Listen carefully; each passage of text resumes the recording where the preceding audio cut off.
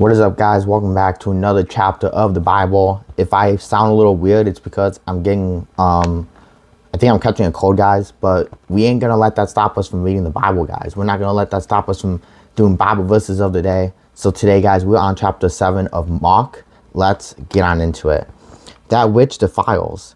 The Pharisees and some of the teachers of the law who had come from Jerusalem gathered around Jesus and saw some of his disciples eating food with hands that were defiled, that is unwashed.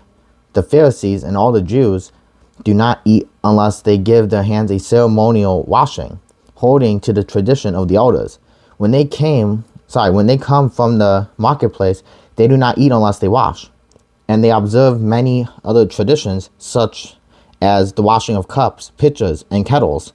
So the Pharisees and teachers of the law asked Jesus, "Why don't your disciples live according to the tradition of the elders instead of eating the food with defiled hands?"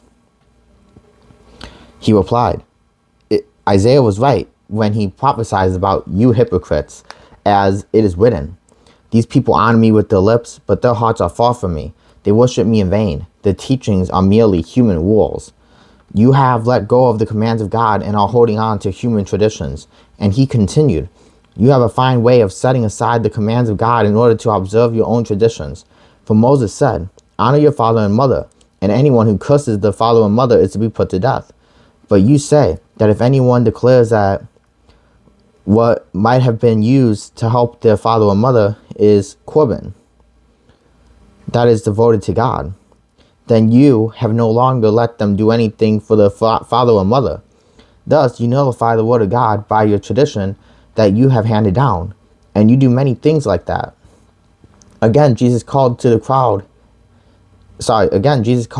to him and said, "Listen to me, everyone, and understand this. Nothing outside a person can defile them by going into them. Rather, it is what comes out of a person that defiles them." After he had left the crowd and entered the house, his disciples asked him about this parable. "Are you so dull?" he asked. "Don't you see that nothing that enters a person from the outside can defile them? For it doesn't go into the heart, but into the stomach and then out of the body." In saying this, Jesus declares all foods clean.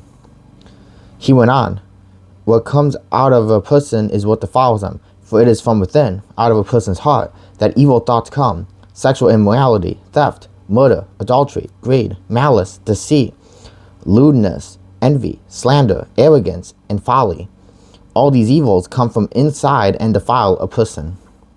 Jesus honors a Syrophoenician woman's faith. Jesus left that place and went to the vicinity of Tyre. He entered a house and did not want anyone to know it, yet he could not keep his presence secret. In fact, as soon as she heard about him, a woman whose little daughter was possessed by an impure spirit came and fell at his feet. The woman was a Greek, born in Syrian, Phoenicia. She begged Jesus to drive the demon out of her daughter. "First, let the children eat all they want," he told her, "for it is not right to take the children's bread and toss it to the dogs." "Lord," she replied, "even the dogs under the table eat the children's crumbs." Then he told her, "For such a reply, you may go. The demon has left your daughter." She went home and found her child lying on the bed and the demon gone. Jesus heals a deaf and mute man.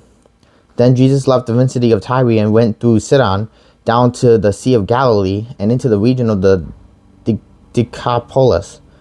There some people brought to him a man who was deaf and could hardly talk, and they begged Jesus to place his hand on him. After he took him aside, away from the crowd, Jesus put his fingers into the man's ears. Then he spit and touched the man's tongue. He looked up to heaven and with a deep sigh said to him, "Ephphatha," which means "be opened." At this, the man's ears were opened, his tongue was loosened, and he began to speak plainly. Jesus commanded them not to tell anyone, but the more he did so, the more they kept talking about it. People were overwhelmed with amazement. "He has done everything well," they said.